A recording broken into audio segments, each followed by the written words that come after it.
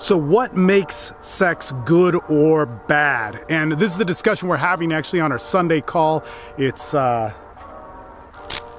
March 24th, and we're actually on our sex and relationships call, and we're discussing our worst sexual experiences and what we're good about them, even the traumas and so on. And part of this is to dig through our group and find out, what gets in the way of our true expression. And we've ended up on this discussion about some experiences of bad sex and some that are truly traumatic. I want to get into this because this is part of the problem with both men and women right now. What we see is a polarization happening so big between both men and women that revolves around sex, and we're looking for power to solve it. And when we are looking for power out of our pain, out of our displeasure, out of our lack of connection and lack of pleasure that comes from sex, we can only come up with bad stuff.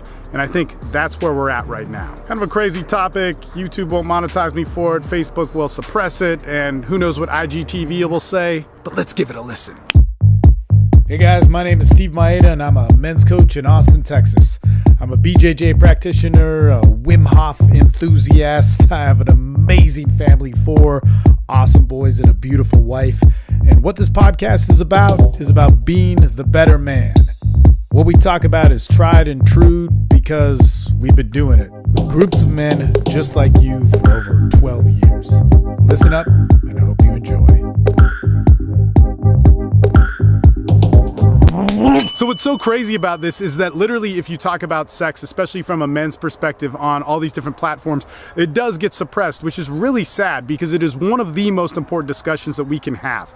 And what we were talking about here is bad sex and traumatic sex. And some had to do with being sexually assaulted. Some of it had to do with just poor choices in sex. Some of it had to do with after we had sex, we got screwed over by the female and so on. But in that, we also looked for what was the pleasure, what drove us to it, what made us want to have that sex, what part of it was the language of seduction and so on. And when we dive deep into our men's groups, we talk about this. And I would really encourage men and women to have these discussions in places where they can and they feel safe about them, because it really makes you think. And what is a reoccurring theme in all these gentlemen's discussions is that when there isn't connection. So some of it came down to violence. If we're being sexually assaulted, and that happens to men. It actually happened to me more than once from both men and women. Another example of this could be like we're on a date and sexual escalation happens so fast, and then the woman will say something like, I need to orgasm in these ways, I need to have sex in these ways, and the man doesn't fully sync up in it. That doesn't mean that another man can't sync up in it, but when sex is so one-sided like that, it becomes really bad and really vile. It just does not feel good. And see, within this discussion of bad sex and where we feel undervalued in sex,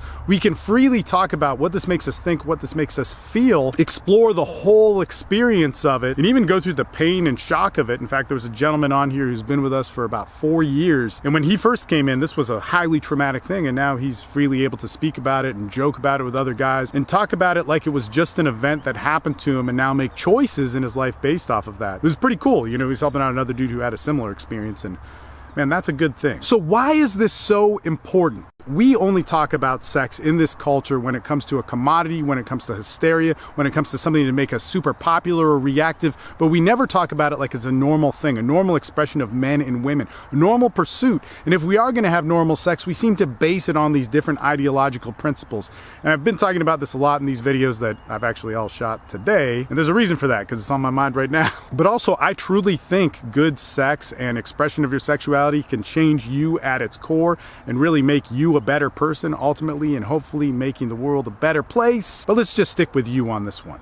The world's kind of a big thing. So one of the things that happens when we're having bad sex is something that is just a biological release. When sex is just that, a mechanic of the body needing to express something, and it doesn't engage our emotions, our thoughts, our exchange, our value to the other person, how much we affect and mean to that other person, it starts to degrade in these other ways. Now that doesn't mean that sex only as a biological release has to be bad. If you're a sexually active person, you've probably had this where you just biologically released. You just had to go sleep with somebody, or you had to masturbate, or whatever it was. And this is something that happens in sex. Why? Because it is a biological function. Now, also what's part of that biological function, because our brains and how our brains work, our psychology is influenced by our biology. It's also a biological function for how we think about sex and how we feel about sex. So I do consider our emotions a biological tool as well. But in these types of discussions, we kind of divide them. Other times, sex can be an emotional release, and this is very, very important. Sex is something where we experience and feel a different set of emotions. We actually think differently through sex. Our brains change. We are in a completely different mindset when we are turned on, aroused, and in the act of sex, and that is very important. So who you are sexually, you're going to be thinking different things than who you are socially. Meaning that who you are socially, you might not like violence or rough play or choking, being choked, whatever, being dominated, not, and so on. But when you are turned on, those things make sense and are a good idea. This doesn't make you a good or bad person. It's an expression of your sexuality. And if we repress those things and force them not to happen or feel guilt or shame about them, then they will be suppressed more, and then their expression will not be a true expression, but a reaction to that expression, usually a big release or an explosion or something like that comes out. Repression, not a good thing. And see, sex can be all these different things. You know, oftentimes with feminism or extreme men's rights stuff, manosphere, red pill stuff, we see sex as power, as we see our sex being used as a tool to achieve power, or in order for us to be sexually fulfilled as a man or woman,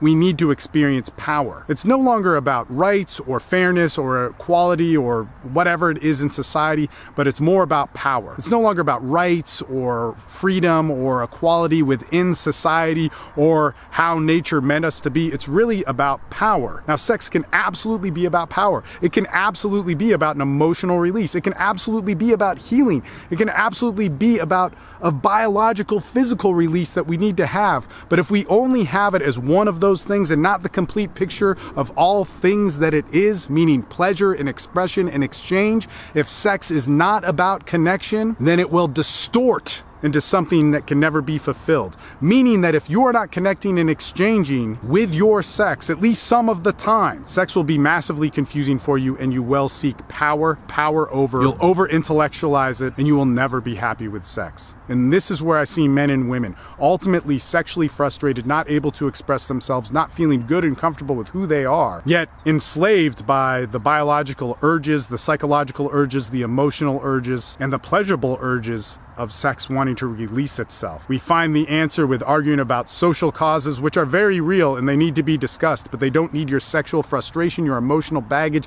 and damage to be discussed. They need actual laws to be changed. They need you to be you, and they need the other person on the other side of that discussion to be them. In that if we continue to have this sexually frustrated culture propel who we are, we're only going to polarize further and further apart. And when we are that far apart, we objectify one another. Men and women see each other as enemies, as tools of how to control one another. And this is how power over becomes part of our dialogue. Now, what's interesting about this is, had I not had the sexual experiences that I had I not had the relationships that I had, I could see very easily how I could buy into this whole idea of being power over. I get guys who are hardcore part of the red pill or MGTOW communities calling me a cuck or a beta or whatever. The weird irony in all of that is all of this comes from me having a hypersexual lifestyle. For better or for worse, whatever you may think of that, obviously I think of it as a great thing. And don't get me wrong, there was damage caused in it. I try my best to repair that, but nobody's perfect. But there was an immense amount of pleasure and insight of what men and women are. There was something beautiful walking into a discussion when I had pain, when I had ideas that, man, women just need to be dominated in certain ways, and then doing that and living that and seeing that the bigger picture was, yes, in that event, maybe those things happened. Maybe sex was about power. Maybe it was about dominance in those things, but it was a release that gave me as a man a way to see myself, a way to find something that I couldn't touch and experience before. So much to the point that were worked through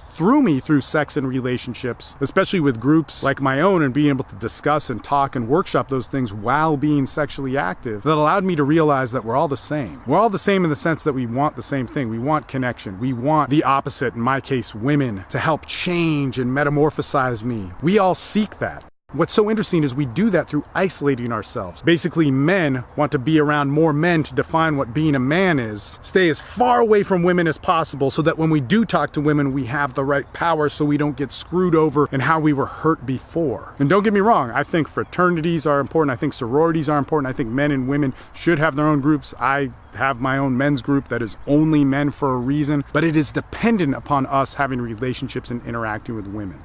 And see, this is what I got from it, is that we all want the same thing. We all want that connection. We starve for it. Behind all of our anger, at some point, somewhere, the inability to interact with the opposite sex. The inability to operate with the opposite sex in terms of connection, in terms of freedom, in terms of allowing the male and female to be separate things, to choose one another. Because when we do have that, we realize that we are different, and it doesn't need to be argued. It doesn't need to be hashed out. We're different because we have to be different to achieve that same thing we all want. But because we don't get it, we're at war. Hopefully this video reaches somebody out there. I've been making videos like this for 5 or 6 years, and there's literally probably 300 videos on this very topic, or hitting the marks of this very topic. I hope that we can learn that the real story of sex with you, with me, and everybody else out there is a personal experience and not something that needs to fit an ideology. If we're going to change the world, you need to change yourself, and that starts with your person, and it immediately goes to the next person in front of you. Anyway, I'm gonna get back on this call. We'll talk to you guys soon. Hope you enjoyed it, and well, I'm out of here. Come on, dogs, let's go.